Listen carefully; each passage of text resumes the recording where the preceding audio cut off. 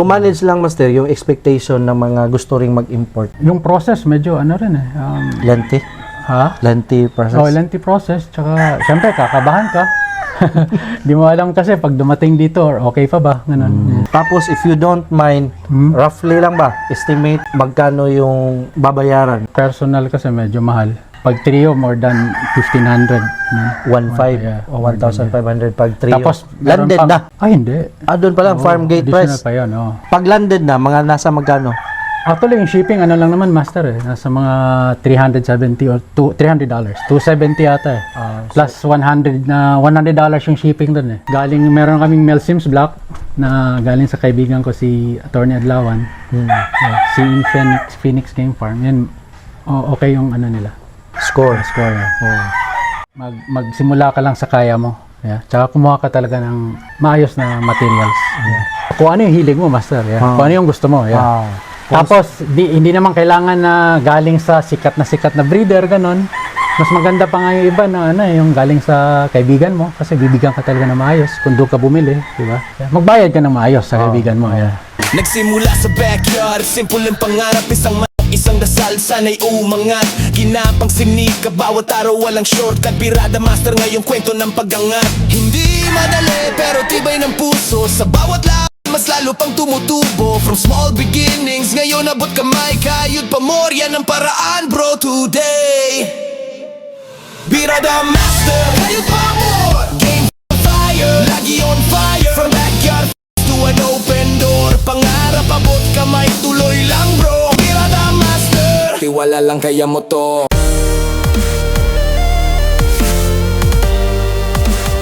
Mga master, kumusta? Hinaot?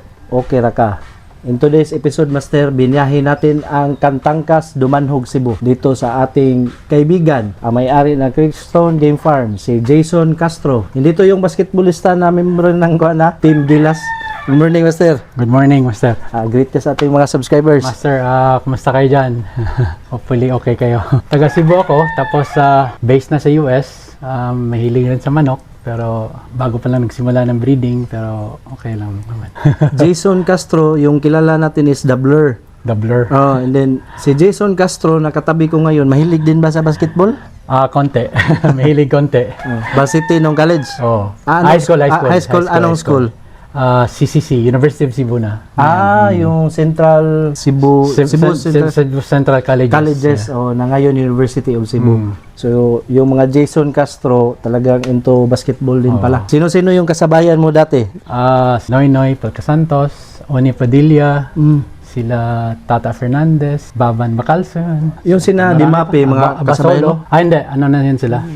Actually, hindi ko sila nabutan kasi umalis ako dito, nag-migrate ka sa US. Sila na yung nag-ano. Saan ka sa US, Master? Sa Virginia. Centerville, Virginia, pero sa DC, suburbs ng DC, Washington, DC. The whole family mo nandun na sa US? Mostly, nandoon na. Master, nasa US ka, paano mo na iraos yung ating hilig? Monitoring lang kasi ano naman ngayon, pwede mo mag-FaceTime, ganun. Tsaka yung tao talaga kailangan, wala ka ng tulog eh. Kasi magkaiba yung oras. Pagkahilig mo, saan mo nakuha? By bloodline ba or through acquired? Bloodline talaga. Family talaga namin, yung father ko, yung uncle ko dito, mahilig talaga magmanok. Tapos yung bata pa ako, like,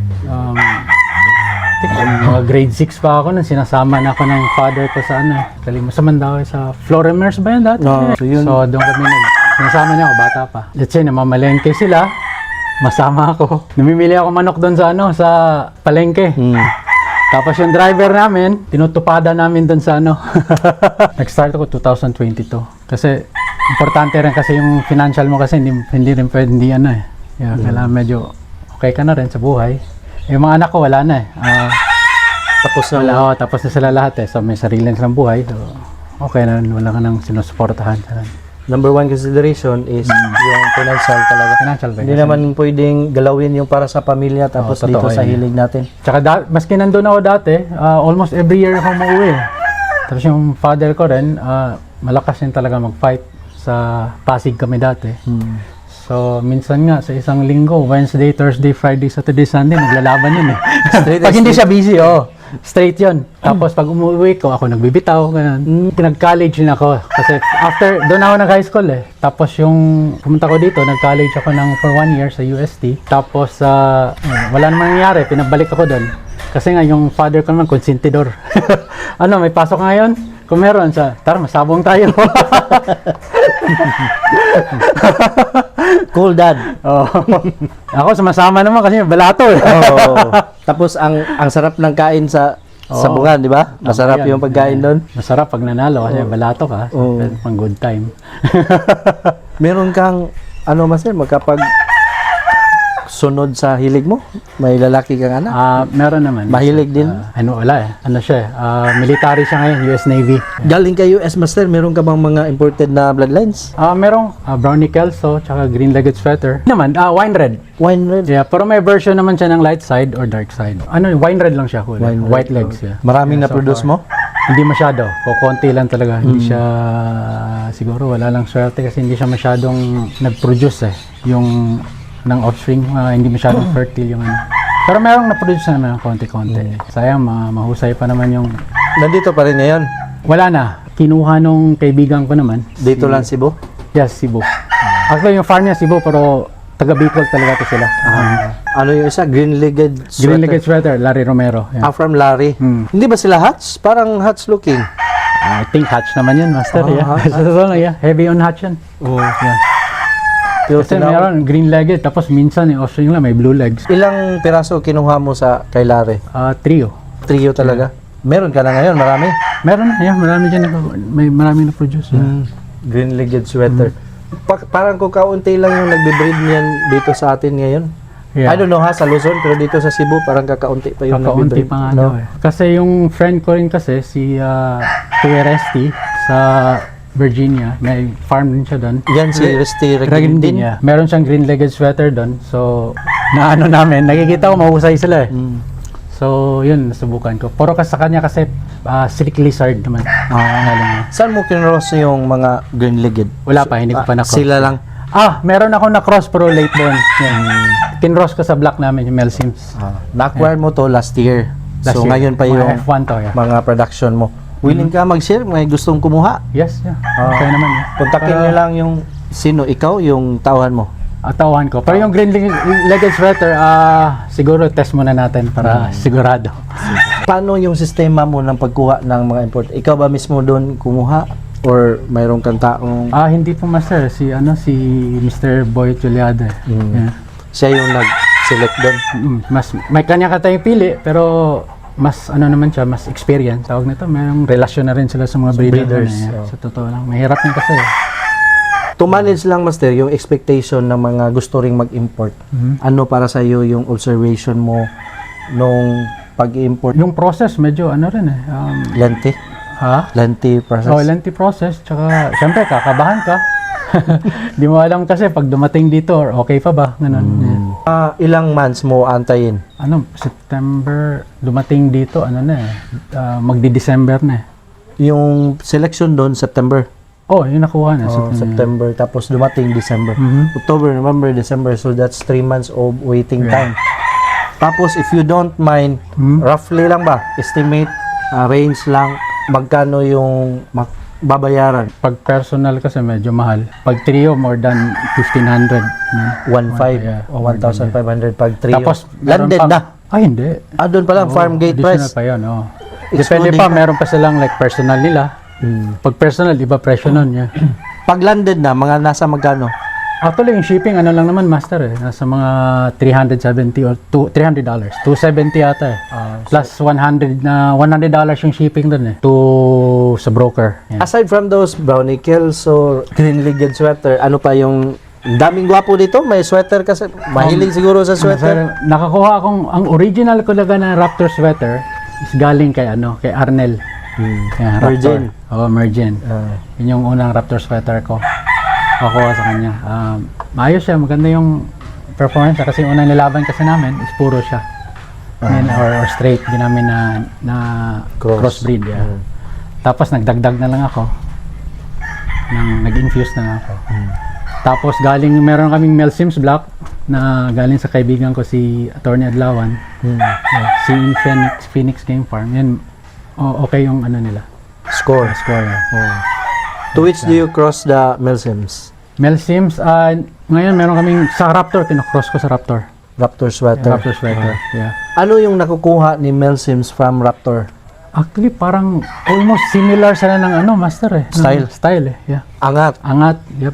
Malakas at mahusay sa taas. Tapos, Multiple din. multiple din, yeah. Multiple din, yeah. Yung Tsaka mga hindi sila sagasa. Hindi sila, naglalakad lang. hindi sila sagasa. Di ba yung kasi master just recently nag-champion siya. Yung mga blacks ba yung gamit mo doon? Black, isang black, tsaka ano yan, 5K sweater. 5K. Tsaka naka-cross sa yellow lagats. Ano yung nakikita mo parang pwede pang i-improve sa blacks? Sa akin kasi ang ano ko talaga is medyo matagal sa yung accuracy ng cutting niya. Matagal matapos yung kanyang Tingin laro. ko, yeah. So anong kulang doon? Cutting? Cutting. Cutting? Cutting, I think so. Cutting kailangan accurate siguro or Anong plano mo next year para malagyan ng round cutting? head. Round head. Actually, Sa meron anong- na akong Boston yan. Nakakuha akong Boston round head. magbo-Boston ka? Mahilig Boston talaga round to sa head. gwapo. Mga gwapo nga. Yeah. Ano yung mga Milsims mo? Mga medium size? Mga Actually, malalaki sila master eh. malaki Yeah, malalaki. yung kanyang anong tawag yan? Hulmaan? Yung bone structure nila, Bone structure? solid, malaki. Yep. Mga nasa anong timbang? Minsan 2.4, 2.5 stags pa to ha. Oo. Tapos minsan naman merong kaming pag na ano sila, meron namang mga 1.9 para nagbabari talaga yung ano nila. Hindi na minsan kasi pinaparisan ko na ng medyo maliliit na Babae. ganun niya. Anong ginagawa mo sa mga oversize? Sa Indonesia. yung yung Yeah. maganda doon may pwede kang paglagyan ba ng mga kwan. Meron ka palang buyers doon sa Yeah, Indonesia? si Boss EJ. Saan mo nakilala? Baka Sa ano lang, nag-message lang siya sa akin. Yeah. Swertihan naman. parang mayroon kang mga bright red. Ano yung mga Sweater looking. sweater looking? Yeah, 5K sweater, Raptor sweater, tsaka meron akong, eto hindi ko ina-out to eh. Pantimpla ko sa sweater din or sa ano yung sweater white legs. Yung 5K mo, saan galing yan? Sa red. Red din ka. Kumusta na yung performance nila dito? So far yung na-cross namin sila sa Yellow Leg Hatch, tatlo namin, wala pang nalaglag. So hopefully, tuloy-tuloy. Ngayon, marami kang na-produce or na-harvest. Medyo marami-rami rin, Master. Lalo na sa late born. I heard, Master, ba na plano mong mag-set up doon sa Luzon. Bakit naman? Meron ka na, establish ka na dito. Well, kasi ano rin talaga, Master, yung residence talaga namin, pag umuwi, yung bahay namin nasa Manila, sa Parañaque. So, every time na umuwi ako, parang nahahati rin yung oras ko. Dito, tsaka doon. Pero, hindi ko naman siguro yan, tawag nito, ihinto rito. Magdagdag lang siguro ako doon. Yeah. Baka ano lang dito, breeding, magbe-breed ako, tapos yung mga local lang dito. Yeah. Konti lang. Ano yung gusto mong ibigay na advice sa mga gustong pumasok sa ating hilig? Dapat talaga yung financial muna. Yeah, mag-breed ka lang or magsimula ka lang sa kaya mo. Yeah. Tsaka kumuha ka talaga ng maayos na materials. Yeah. O kung ano yung hilig mo, Master. Yeah. Kung ano yung gusto mo. Yeah. Tapos, hindi naman kailangan na galing sa sikat na breeder, ganon. Mas maganda pa nga yung iba na yung galing sa kaibigan mo kasi bibigyan ka talaga ng maayos kung doon ka bumili, di ba? Yeah. Magbayad ka ng maayos sa kaibigan mo. Yeah. Mahirap yung hingiin mo di ba? Kasi nangangapital din siya. Yeah. Di ba? Minsan, pag wala kang relasyon sa kanila, Commercial relation lang. commercial relation. Yeah. Doon lang talaga. Yeah. Ano yung napili mo? Okay. Yun yan. Minsan, nag-ano tayo, bumibili rin tayo kasi maganda rin, yung mga reputable breeders. Yeah. Tsaka yung nakikita mo sa Rueda. Yeah. Pag umuwi ako, nanonood ako palagi. Dati sa yung wala pa yung Manila Arena, sa Resorts World, nanonood talaga ako. Kasi tinitingnan ko yung mga bloodlines. Gamit nila. Papanalo, yung mga breeder. So, doon ako Inquire lang muna. ano pa yon? nagdi-dreaming pa yun dati. Pag nagka-farm ako, dito ako kukuha. Ganun eh. So, Ito na lang, Master. Baka may gusto kang pasalamatan or i-shout out sa mga classmate natin. mga classmates, shout out ka rin yung mga sa ibang ano dyan, breeder, tsaka mga classmate, sa mga tao ko rito. Kasi mga farm boys dito, na mga masisibag kong farm boys sa Kaloyan. Shout out ko rin yung supportive boys natin. Oh, shout out ko sila Beth, Gilbert, si Ato, Mga mahilig dito. mahilig rin to. Si Tol. Si Tol yung sa Kuya Rusty. Luzon, no? Luzon. Ilocos. Yeah. Ilocos, yeah. Yeah. Si Kuya Risti, Ilocos din? Hindi, Pangasinan. Pangasinan. Ayun mga master, nakausap na naman natin ang ating kaibigan who is based in Virginia, USA. Merong farm dito sa Dumanhog, Cebu, and hopefully ma-set up niya 100% yung balak niyang farm sa Tanawan City, Batangas. I hope na mga master na meron naman kayo nakuha na mga tips regarding sa ating hilig. Hanggang sa susunod, kasama na lang si Jason Castro of Creekstone Game Farm. Birada Master! Salamat sir. Yung master. Ngayong adlaw, Master. Ngadlaw, Master. Sige pa na to, Master. Ko si JR Castro, Master. Ikaw man ang murag manager diri, no? Mga nana yun. Purchaser. Kanan ni Muhammad. Unsay imuhang pinakaganahan nga bloodline diri? Nagginan Muslims Black, yun. Milsims Black. Oh. Pareha lagi mong tulo, no? Nga ganahan ng black. Unsa may nasa inyong black, Mas, Black mo kay accurate siya sa kuhan, di po dosik og bunal. Pero lawas gid bang igon. Punteriya Oh, gid nila. Syria yun. Master, kana bang usahay na ay di magkasinabtan na sa manukan? Unsa man na pagsulbad? Istoryahan yun, open, kuhan ra yun, open-minded lang. O labi na nimo, ikaw di ay farm manager, wala dili imong maguwang niya. Usahay ba di man malikayan na malain sa istorya. Natural sa inana, magkuhan lang yun, sabtanay na lang. Say, di ginahan, di lang siya ginahan yung buhaton. Di lang siya angay buhaton ang dapat dili angay. Inana lang yun, sabtanay lang yun sa gusa. Okay, parehas man ang ginabuhi, no? Lagi, bati mo ng inana sa manukan kung kanang inana na away-away, mga lalis-lalis. Master, kumusta? Okay na, Master. Unsa kay pangalan to, Master? Kuan alias tawag ko unyot. Unyot say mo nga kayong kuan dire? Role nimo? Kuan ko kanang conditioning handler, gapper. Sa tanan ninyong linyada, unsa may pinaka-paborito nimo dire? Kuan kanang yellow ligid hats o kanang milsim black. Ngano man? Taas pong percentage ang amo ang padaog niya. Taas. Asa ninyo ginagamit sila sa stag or dire na sa Sa stag, kung makuan sa handler, nga sama na ko, kuan ra gyud kanang tiyaga. Antos lang gyud niya, pailo ba? Mga pasensyoso ka. Kaya na di man ito malikayan ng atong kanang maistoryahan ka o medyo tago sa kasing-kasing sa amo. Unsa na nimo pagtratar? ang inan na usap po na siya sa akong inspirasyon nga mapakuan niya ba makoneksyon nimo imuhang mga sayop or ma-develop wala nang nako nang style nga luod kay di man nato makabuot di tawa successful na kung naa nato ng mga kinaiya nga luod-luod.